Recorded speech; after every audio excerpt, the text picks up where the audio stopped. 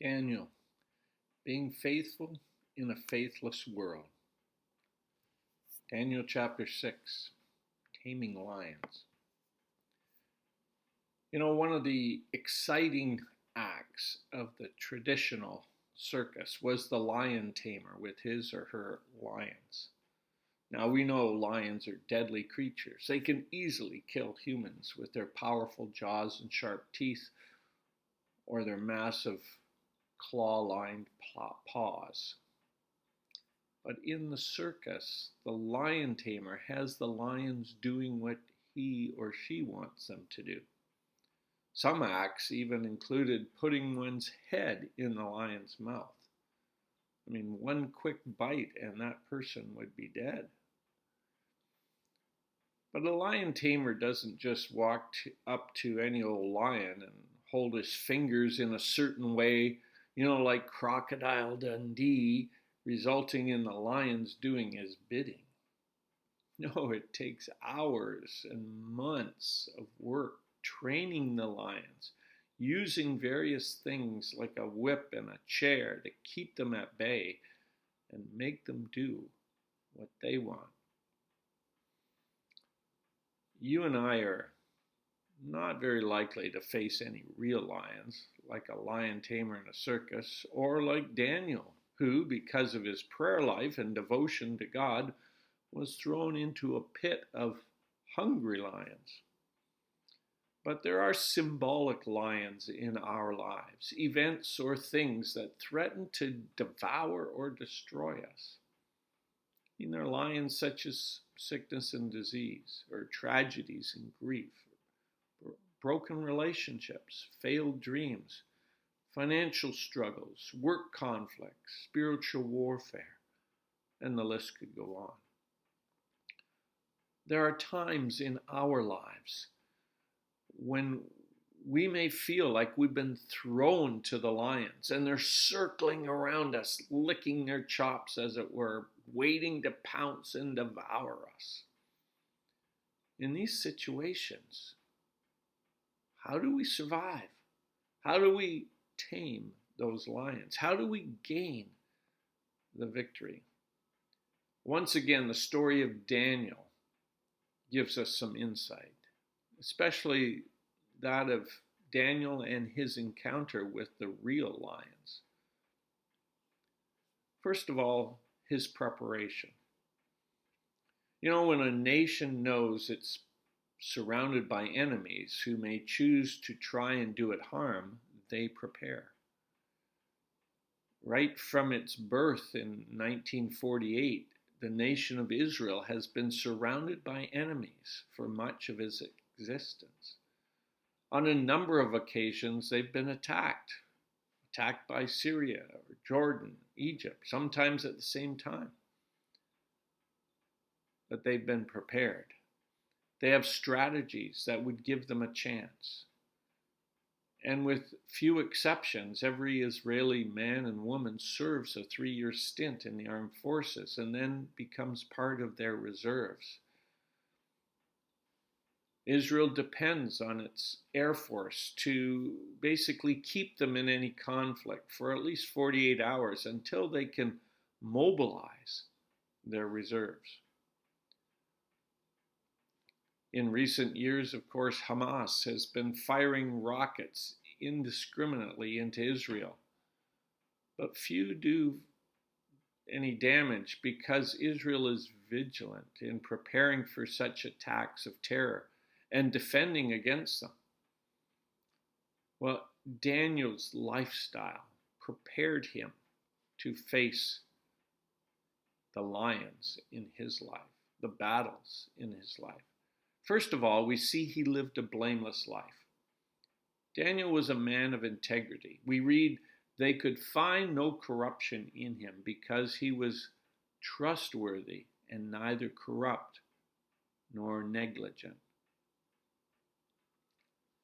A life of integrity is like a defensive shield. It protects us against the attacks of Satan or other adversaries. We often read stories in the paper that relate to integrity. Our current Prime Minister has been investigated at least 3 times by the Integrity Commissioner, and on 2 of those occasions found guilty of breaching ethics guidelines. Sadly, he doesn't appear to have changed, and the penalties have been minimal. Proverbs tells us, "Whoever walks in integrity walks securely, but whoever takes crooked paths will be found out." Daniel was faultless in this regard. He was very careful to serve the emperor in a trustworthy and honest manner. Living such a lifestyle also enabled Daniel to grow close to the Lord and maintain an intimate relationship with him. This in turn gave Daniel strength and wisdom when the trials came. When we live our lives with integrity and in close relationship with Jesus Christ, then we have a solid defense foundation when the trials of life assail us, as they will. Secondly, he had devotional discipline. How do we live in close relationship with the Lord?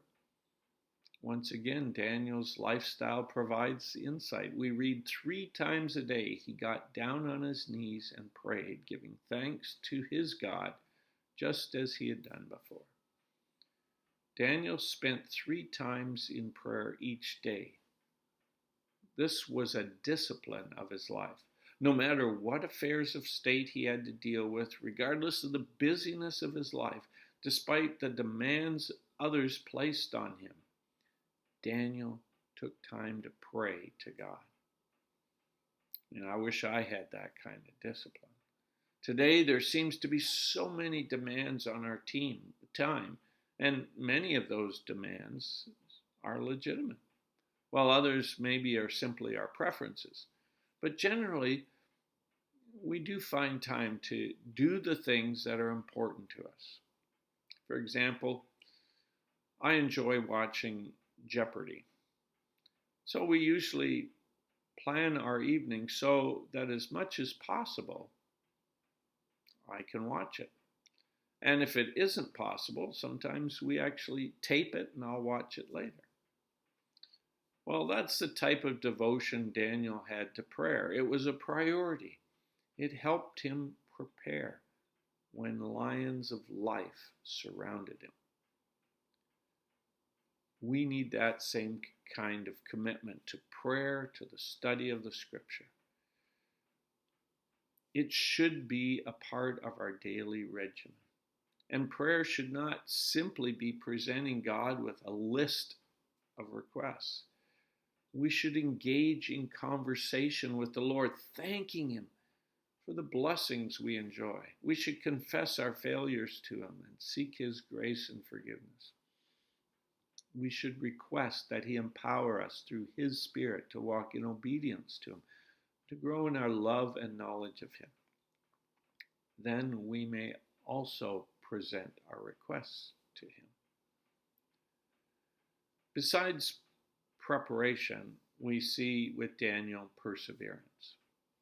Good preparation and training will help one persevere when the challenges come.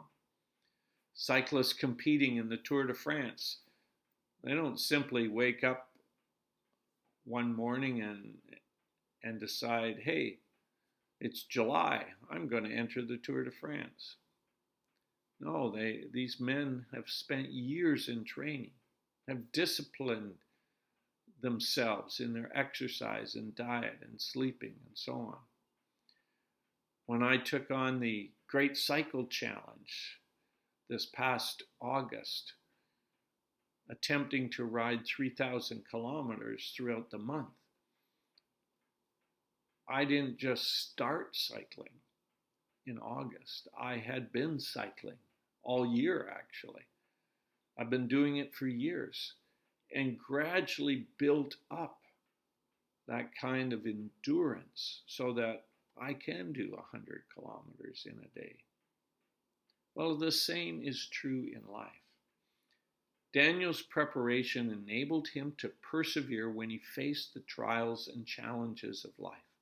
His life of integrity and service made it hard for others to effectively attack him. His prayer and devotional life gave him strength and put him in touch with the one who could give him victory in every situation. So by the time his jealous enemies had put their plot into action, Daniel was an old man. He had served under several kings in 2 empires and was held in high esteem by Darius, the present ruler. He could look back on his life and see God's faithfulness at every turn. So what did he do when the king agreed to a new law that forbade praying to any god or man for 30 days except King Darius? Well, here's what we read. Now, when Daniel learned that the decree had been published, he went home to his upstairs room where the windows opened toward Jerusalem. 3 times a day he got down on his knees and prayed, giving thanks to his God, just as he had done before. Daniel continued his regular routine of prayer and worship. He persevered at what he knew was right and what gave him peace and joy and strength, even though the penalty for disobedience was death. Now, we may not face situations where faithfulness to God results in imprisonment or death, but we do and will face circumstances in life where it seems like we're being tossed to the lions. And the message from Daniel is hold fast, persevere. And if we have trained well in our relationship with God, if we are people of integrity who cherish an intimate walk with the Lord, then we will be well positioned to persevere, regardless of the type of lion that rears its head. In fact, James writes, "Consider pure joy, my brothers and sisters, whenever you face trials of many kinds, because you know that the testing of your faith produces perseverance. Let perseverance finish its work so that you may be mature and complete, not lacking in anything." James is reminding us that trials, whether physical or spiritual or social or any other, can be used by God to develop within us a spiritual maturity and godliness that gives testimony to the grace of God. And the final thing we note with Daniel is faith. While the word faith isn't actually mentioned in the story, Daniel's faith in the Lord shines out clearly. First, we see it in his reaction to a law restricting prayer. He doesn't go to the king to condemn those who suggested the law. He doesn't panic or go into hiding. Instead, he continues his normal practice. He disobeys the law because it is unjust, because it would go against his relationship with the Lord. He knows the motive behind it and trusts in the Lord to provide for him. Now, there's no record of what Daniel said when he was arrested, nor when he was thrown to the lions, but that silence suggests a peace with God and a peace in the valley of the shadow of death. Daniel knew God could save him, but I'm not sure he knew God would save him. However, the next day his faith is once again evident as he responds to the king when he says, "My God sent his angel, and he shut the mouths of the lions. They have not hurt me, because I was found innocent in his sight. Nor have I ever done any wrong before you, your majesty." Daniel knew the Lord was with him, not only when he opened the windows and prayed, but when he was in the pit with the lions. He knew that the Lord could close the mouths of the lions, or he could give him strength to die if that's what he wanted him to do. The writer of Hebrews mentions people like Daniel, who through faith shut the mouths of lions, quenched the fury of flames, and escaped the edge of the sword, whose weakness was turned to strength. But he goes on to list other people of faith for whom there was no miraculous deliverance. We read, there were others who were tortured, refusing to be released so that they might gain an even better resurrection. Some faced jeers and flogging, and even chains and imprisonment. They were put to death by stoning. They were sawed in two. They were killed by the sword. The point is that faith in the Lord gave them strength to endure and to be victorious spiritually and emotionally, even though they were beaten or killed physically. Well, God is the same today. Through faith in Him, we can tame the lions that invade our lives. We can have peace when all around us is chaos and uncertainty. We can have joy even when faced with disease and grief. We can have hope when disaster and death pounces. We can have victory when the enemy of our souls tempts and attacks us. But that faith must be established in a solid relationship with Jesus Christ. We must prepare ourselves for these battles of life by spending time with the Lord in prayer and in the study of His Word. We must commit ourselves to being people of integrity. We must put that integrity into practice from day to day, even though the world around us lives by a different moral compass. Only then will we have the faith and strength to persevere and win the victory. Only then will we be able to truly say with the Apostle Paul, I eagerly expect and hope that I will in no way be ashamed, but will have sufficient courage so that now as always Christ will be exalted in my body, whether by life or by death. For to me, to live is Christ, and to die is gain.